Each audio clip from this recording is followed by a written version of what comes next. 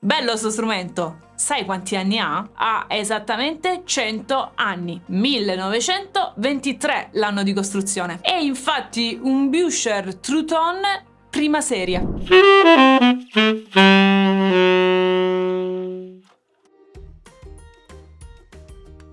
Sappiamo che Buescher di True Tone ne ha fatte ben 4 serie. Ovviamente ogni serie con delle peculiarità tecniche, aggiunte di chiavi, soluzioni tecniche diverse. Questo sax tenore in particolare ha la caratteristica di non avere la chiave front key. Come tutti gli strumenti vintage ha la main line in linea. Vuol dire che tutti i fori tonali dello strumento sono sullo stesso asse, a differenza per esempio di quelli moderni, diciamo a partire dal Super Balanced Action in poi, che non hanno i fori tonali in asse ma sono offset. Cosa significa che sono offset? Che sono splittati, quindi uno di qua, uno di qua, uno di qua, uno di qua. E detto fra noi, non credete assolutamente a quelle persone che vi dicono che il Mark VI è uno strumento vintage, perché è una fake news, anzi è un fake sax. Come tutti i sax, anche questo strumento è costruito in ottone, la finitura è invece totalmente argentato, sia il corpo che le chiavi. E nonostante sia un centenario, l'argentatura di questo strumento si è mantenuta veramente in eccellenti condizioni. Vediamo ancora qualche caratteristica di questo strumento. Le gabbie del mi bemolle, do, si bemolle non sono stampate come negli strumenti più moderni,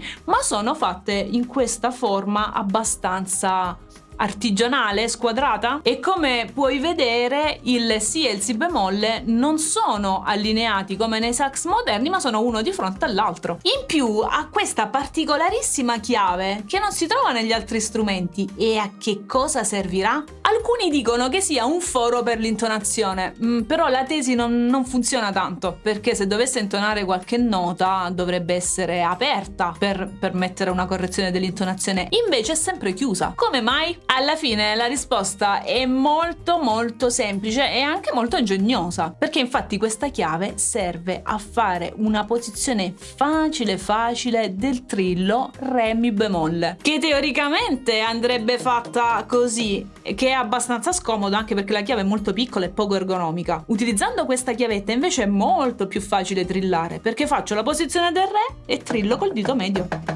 Andiamo a vedere la differenza fra le due posizioni.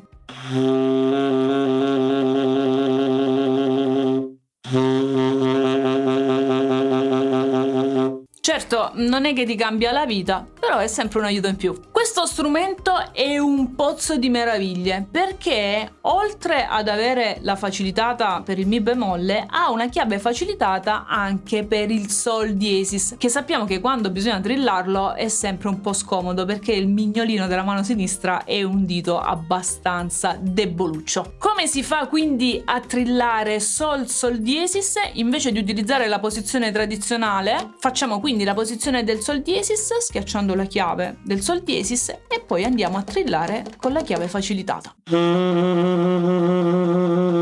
Piuttosto scomoda perché abbiamo la meccanica rovesciata, ma te ne parlo fra un po'. Molto più facile e più comoda. Ti parlavo della meccanica rovesciata perché effettivamente questo strumento, come tutti gli strumenti vintage, ha la meccanica rovesciata. Vuol dire che tutto questo gruppo di chiavi, invece di essere splittata verso l'esterno come negli strumenti moderni, è rivolta verso l'interno e quindi i fori tonali.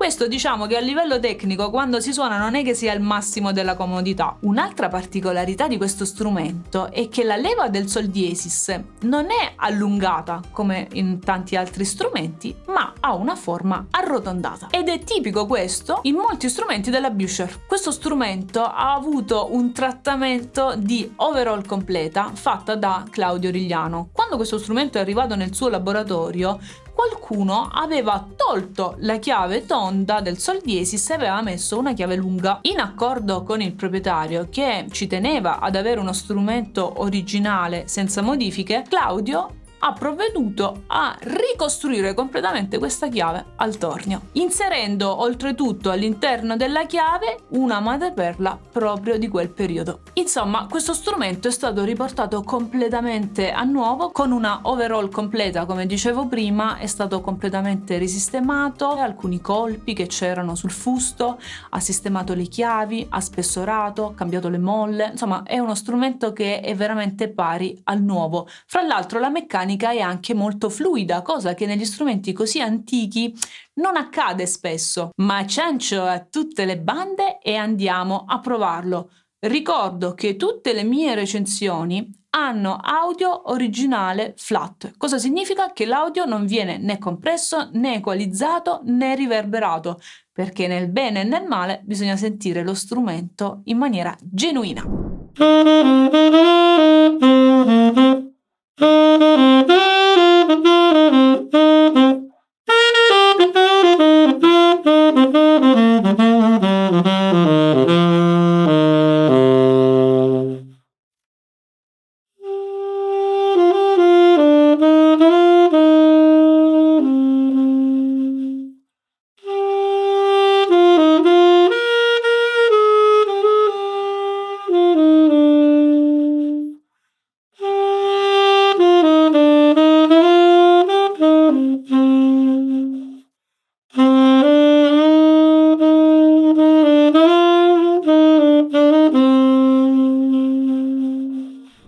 Beh, che dire, è uno strumento di 100 anni che a mio avviso ha un grandissimo valore storico. È emozionante suonare questo strumento perché si sente veramente tanta storia. Il suono è molto bello, molto ben timbrato, e la cosa che mi ha colpita è stato il fatto che ha un'intonazione incredibile. Di solito si dice gli strumenti vintage sono stonati, in questo caso assolutamente non è così. Questo è uno strumento molto ben intonato, con una proiezione del suono veramente molto buona. La seconda cosa che mi ha colpita è il fatto che è uno strumento leggero, perché sappiamo che alcuni strumenti vintage, non tutti, venivano prodotti con delle soluzioni tecniche che li rendevano abbastanza leggeri. È uno strumento che va studiato, non si può suonare così all'impronta, soprattutto se si arriva da uno strumento moderno, e va capito. Tecnicamente presenta sicuramente delle peculiarità a livello di ergonomia delle chiavi